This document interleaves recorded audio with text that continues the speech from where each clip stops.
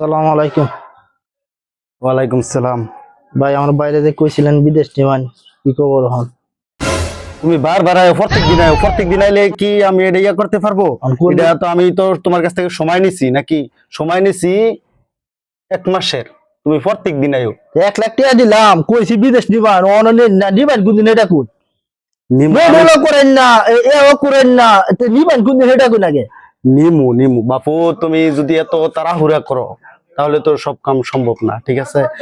বিদেশের জন্য তুমি দেখো, এই যে 1 লক্ষ টাকা দিয়ে রাখছে, এই যেন 50,000 টাকা দিয়ে রাখছে, তুমি দেখো, ভালো করে দেখো। তুমি তো শিক্ষিত ছেলে, লেখাপড়া জানো, এমন না বলে লেখাপড়া জানো না।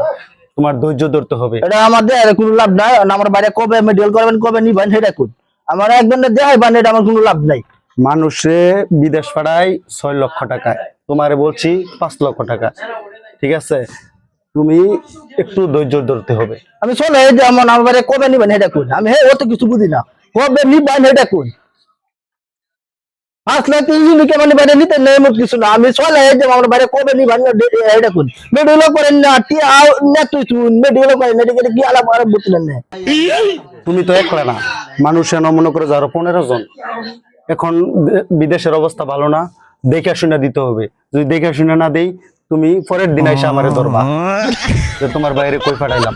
বালা মনে হচ্ছে কেন বাতাইছি, তুই বালা না মনে হতাম কেন বাতাইলাম? হইলে হন্ডজনে দেখান বিধনে যে আমার কোনো লাভ নাই।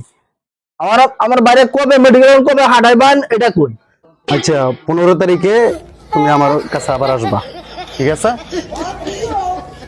আচ্ছা যাইতে। সালাম আলাইকুম। ওয়ালাইকুম সালাম।